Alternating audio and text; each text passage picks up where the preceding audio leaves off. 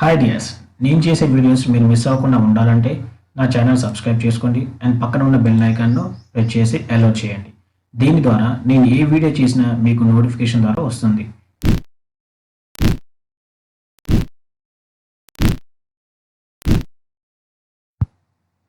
Hi dear subscribers, ఈరోజు ఈ series టోటల్గా మనం మైక్రో సర్వీసెస్ గురించి తెలుసుకుంటాము.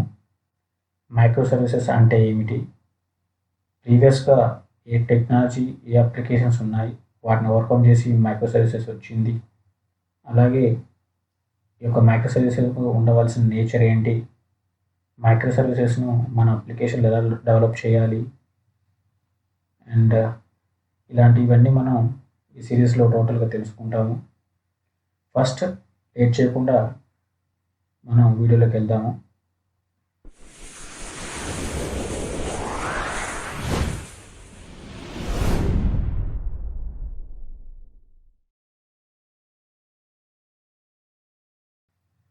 Monolithic applications గురించి ఫస్ట్గా తెలుసుకుందాము. A project which holds all modules together and converted as one service, that is one WAR file.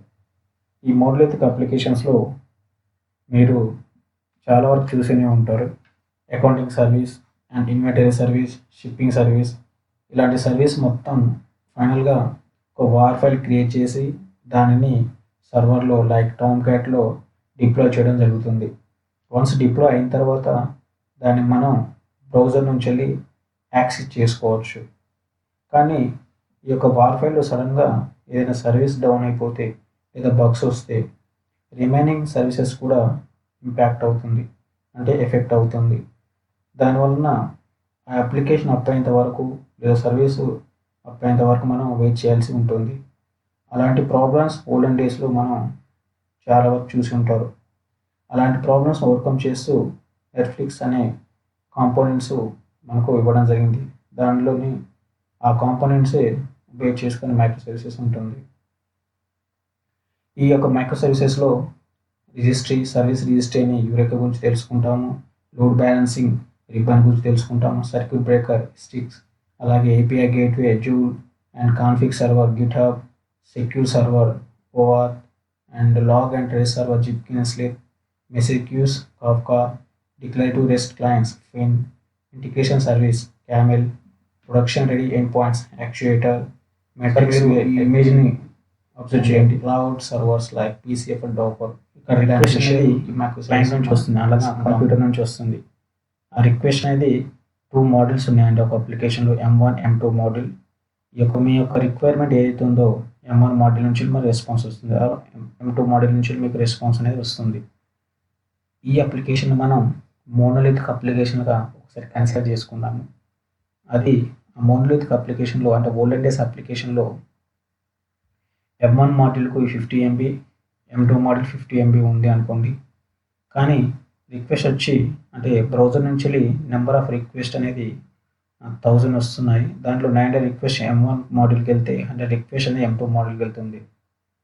ఈ విధంగా 900 రిక్వెస్ట్ M1 మోడల్కి వెళ్తే కానీ మెమరీ వైజ్ రెండింటికి ఈక్వల్గా ఉంది.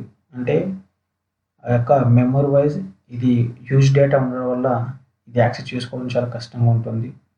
అలాగే ఈ మైక్రో సర్వీసెస్ ఇచ్చినటువంటి ఒక కాంపోనెంట్ ఏంటంటే లోడ్ బ్యాలెన్సింగ్. ఈ లోడ్ బ్యాలెన్సింగ్ వల్ల ఏం జరుగుతుంది అంటే ఈక్వల్గా రియాలిటీ ఇస్తుంది. అంటే 500 MB M1కు 500 MB M2కు ఇవ్వడం జరుగుతుంది. ఇది మైక్రో సర్వీస్ అండి. ఈ మైక్రో సర్వీస్ ఆర్కిటెక్చర్ ఏ విధంగా ఉంటుందంటే each service having independent deployable component ఉంటుంది. అంటే ఈచ్ సర్వీస్కు ఒక డేటాబేస్ ఉంటుంది. ఇక్కడ ఒక service database, service database, service database, ఇలాంటి సర్వీసెస్ ఉండడం వలన ఒక్క సర్వీస్లో ఏమైనా ప్రాబ్లమ్స్ వచ్చినా, బాక్స్ వచ్చినా నెక్స్ట్ సర్వీసెస్కి ప్రాబ్లం రాకుండా ఉంటుంది. So service to service communication చాలా ఈజీగా ఉంటుంది. సో ఇది చాలా యూస్ఫుల్. దీని యొక్క నేచర్ అండ్ మైక్రో సర్వీసెస్లో దాంట్లో ఉన్న ప్రాబ్లమ్స్ అనేది కొద్దిగా డీప్గా వెళ్దాము.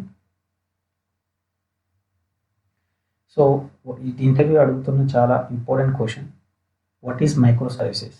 సో ఇది చెప్పడానికి ప్రయత్నం చేయండి. It is a independent deployable component and it is a combination of one model of a project runs as one service. So what is the nature of microservices? ఒక సర్వీసెస్ మీరు క్రియేట్ చేస్తున్నారు అంటే దాని యొక్క నేచర్ ఏ విధంగా ఉండాలి అనేది చూడండి. Service must be implemented using web service concept, spring boot web service concept. But అవి టైట్లీ కపుల్. దాని గురించి మనం నెక్స్ట్ వీడియోలో కూడా క్లియర్గా ప్రాక్టికల్గా చూద్దాము. Service should be independent. Service should be able to communicate with each other. ఒక సర్వీస్ మీరు క్రియేట్ చేసిన సర్వీస్ ఇండిపెండెంట్ అయి ఉండాలి. ఆ సర్వీస్ ఈజీగా ఒక సర్వీస్తో మరొక సర్వీస్తో కమ్యూనికేట్ అయ్యే విధంగా ఉండాలి. అండ్ ఎవ్రీ సర్వీస్ మీరు క్రియేట్ చేసిన every service should be able to read input data from application properties.yml file and moreover configuration server. దీని గురించి మనం ఫ్యూచర్లో తెలుసుకుందాం. And required service must be supported for load balancing. If number of users are increasing, to handle the multiple requests, we must use load balancing, right? So, but few models are need extra load and not all. In this case, other models get memory which is waste. Here, reduce the performance of the server. అలాంటి problems overcome చేయడానికి load balancing అనేది come to the picture.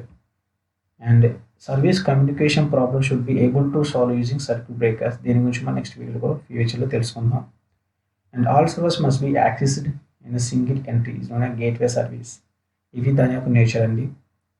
Each and every point వీడియోలో step by step మనం తెలుసుకుంటాము. Okay, that's all this introduction about the microservices. So please do subscribe and press the bell icon to get notification over my videos. Thank you for watching.